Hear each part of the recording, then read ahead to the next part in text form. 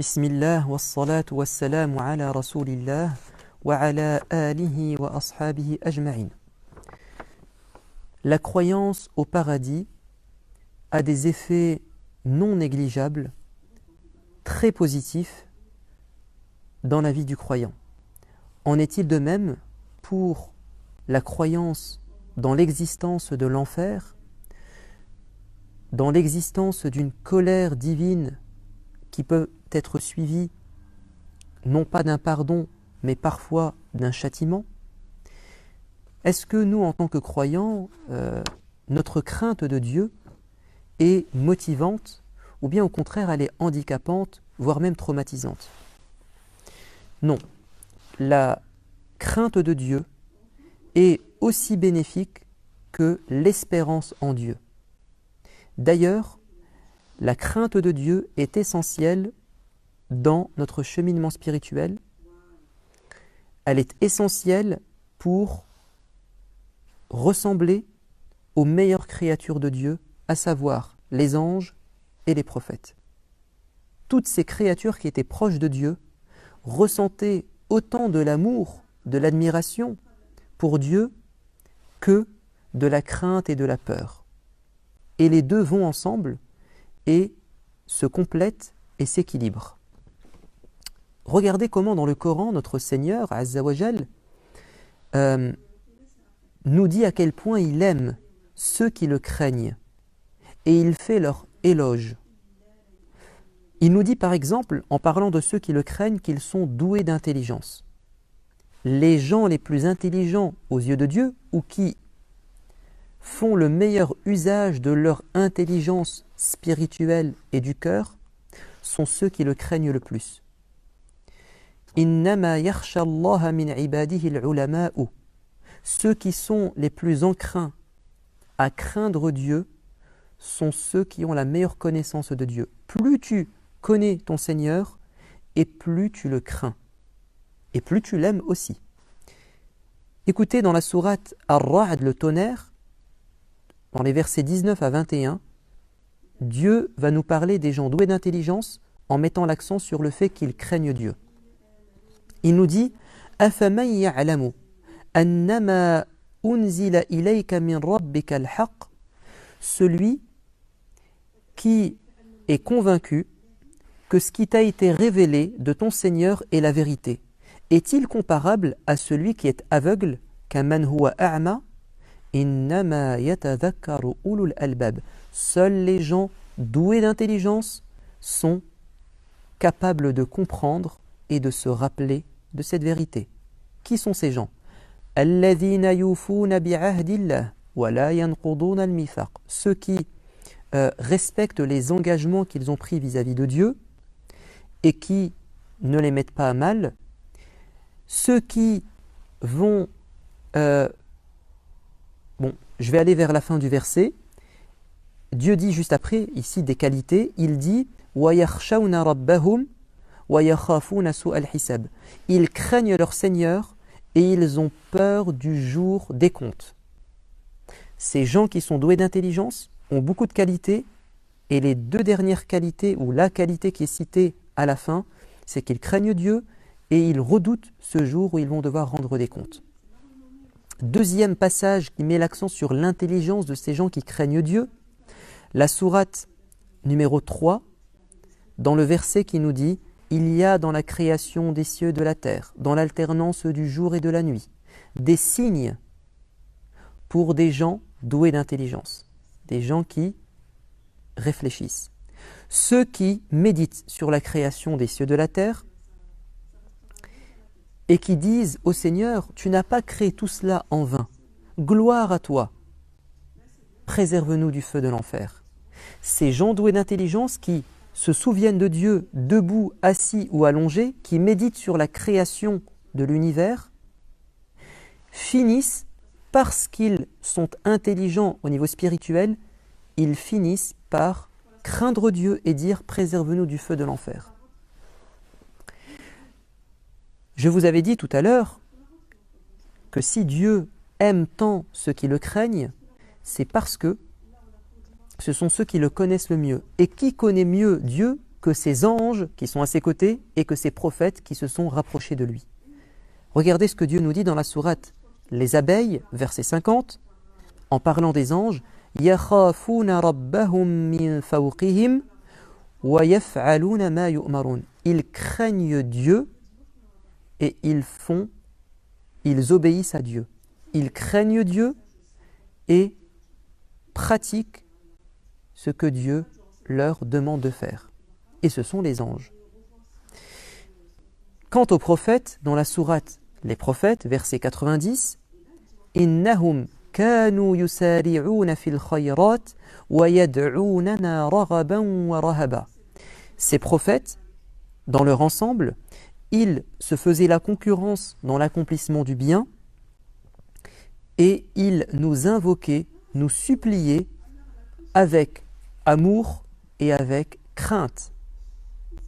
Donc regardez comment les prophètes craignaient leur Seigneur, ils suppliaient Dieu avec un cœur qui était craintif. Et à leur tête, le dernier des prophètes, qui a dit un jour à ses compagnons, « Si vous saviez ce que je sais au sujet de Dieu, du paradis et de l'enfer, si vous saviez ce que je sais, vous ne rireriez que très peu et vous pleureriez abondamment. » Et cette parole a fait pleurer les compagnons. Si vous saviez ce que je sais, ça veut dire que plus on apprend, plus on connaît notre Seigneur et ce qui se passera après la mort, plus nous sommes empreints de crainte. Et ce n'est pas une crainte négative, péjorative, handicapante, traumatisante, mais bien au contraire, une crainte motivante. Elle est un moteur pour faire le bien et pour s'opposer au mal. Vous savez à quoi nous pousse cette crainte de Dieu? C'est remarquable de noter que quand Dieu parle des gens qui le craignent, il dit souvent que cela les pousse en pleine nuit à prier et à invoquer Dieu, à solliciter sa miséricorde. Dans la sourate La prosternation, verset 16, il parle de ces croyants, تَتَجَافَى جُنُوبُهُمْ عَنِ الْمَضَاجِعِ. Ils se lèvent de leur lit, يَدْعُونَ رَبَّهُمْ. Ils invoquent leur Seigneur خَوْفًا وَطَمَعًا, avec crainte et espoir, وَمِمَّا رَزَقْنَاهُمْ يُنْفِقُونَ. Ils dépensent de ce que nous leur avons donné comme argent. Dans la sourate 25, versets 63 à 66, Dieu nous décrit une catégorie de croyants qui est l'élite. Ibadur Rahman, les serviteurs du miséricordieux. Parmi leurs premières qualités, il nous dit وَالَّذِينَ يَبِيتُونَ لِرَبِّهِمْ سُجَّدًا وَقِيَامًا. Ceux qui passent une grande partie de leur nuit prosternés ou debout en prière. وَالَّذِينَ يَقُولُونَ. Ceux qui disent dans leurs invocations رَبَّنَا اصْرِفْ عَنَّا عَذَابَ جَهَنَّمَ. Ô Seigneur, préserve-nous, écarte de nous l'enfer. Inna عَذَابَهَا كَانَ غَرَامًا. Car son châtiment est implacable, il colle à la peau. إِنَّهَا سَاءَتْ مُسْتَقَرًّا وَمُقَامًا. Et l'enfer est un refuge et une demeure qui est bien affreuse et bien mauvaise. Donc ces gens qui ont peur de Dieu, ils sont motivés, poussés à demander la miséricorde de Dieu, son pardon, sa protection durant la nuit. Et le prophète a dit, parmi ces gens qui seront sous l'ombre de Dieu ou de son trône le jour de la résurrection, cette personne qui seule va parler à Dieu, invoquer Dieu et verser des larmes. Cette personne qui va parler à Dieu et pleurer par amour, mais aussi par crainte, aura comme récompense d'être sous la miséricorde de Dieu, c'est-à-dire son ombre. Et parmi les invocations préférées du prophète de l'islam, c'est « Rabbana atina fid dunya hasanah wa fil akhirati hasanah wa qina adhaban nar » Ô Seigneur, donne-nous ce qu'il y a de mieux sur terre et ce qu'il y a de mieux dans l'au-delà, et préserve-nous du feu de l'enfer. C'était l'une des invocations qu'il répétait le plus souvent, et elle est d'ailleurs citée dans le Coran. C'est vous dire à quel point ceux qui craignent Dieu sont appelés ou poussés à lui parler et à faire des invocations pour demander sa protection. La crainte de Dieu et la croyance dans l'enfer est une motivation puissante à faire le bien. Dans la sourate Al-Insan, l'homme ou l'humain, versets 9 et 10, Dieu nous parle de ces premiers musulmans à la Mecque qui faisaient énormément de bien avec une grande sincérité. Il nous dit, et ce sont eux qui parlent, les compagnons, « Innama nut'imukum liwajhillah » nous, ils parlent aux pauvres, hein, nous vous nourrissons simplement pour plaire à Dieu, recherchant sa satisfaction. « La nuridu minkum jaza'an wala shukura » on n'attend de vous ni remerciement, ni une contrepartie. Et regardez ce qu'ils disent. « Inna nakhafu min rabbina yawman abusan qamtarira » En réalité, nous craignons notre Seigneur et ce jour où les visages seront renfrognés. Donc ils disent aux pauvres, ce qui nous motive à vous aider, ce n'est pas qu'on attend un retour, un remerciement ou une contrepartie matérielle, mais ce qui nous a motivés, c'est que nous préparons notre vie future. On craint notre Seigneur et on fait un maximum de bien.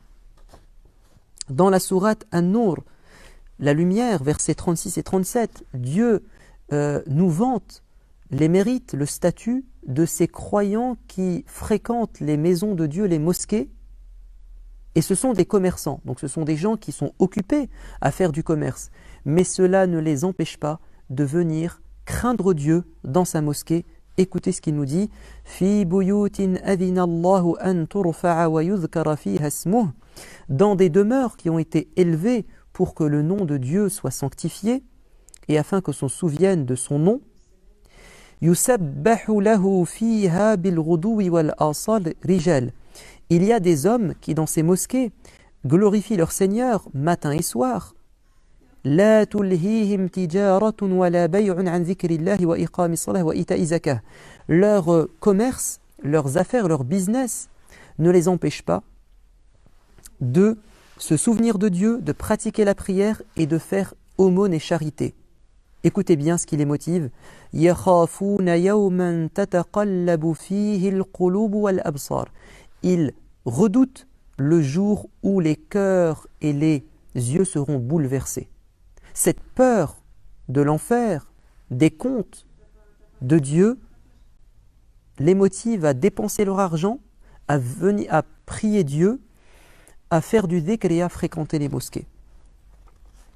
Dans la sourate 61, verset 10, « Ô vous qui avez la foi, ne vais-je pas vous indiquer une affaire, une bonne affaire, qui vous protégera d'un châtiment douloureux. » Regardez comment le châtiment douloureux est un moyen de motivation à faire une bonne affaire au sens une bonne œuvre. Croyez en Dieu, en son messager. Faites des efforts dans la voie de Dieu. Dépensez votre argent, faites des efforts par votre argent et votre corps dans la voie de Dieu. Ceci est bien mieux si seulement vous pouviez le savoir. Dieu vous pardonnera vos péchés, il vous fera entrer dans des jardins sous lesquels coulent des ruisseaux et des maisons agréables dans le jardin d'Éden. Voici le véritable succès. Donc Dieu nous motive à faire du bien en disant cela va vous sauver du feu de l'enfer. Et le prophète faisait pareil. N'a-t-il pas dit protégez-vous du feu de l'enfer, ne serait-ce qu'en donnant en aumône la moitié d'une date.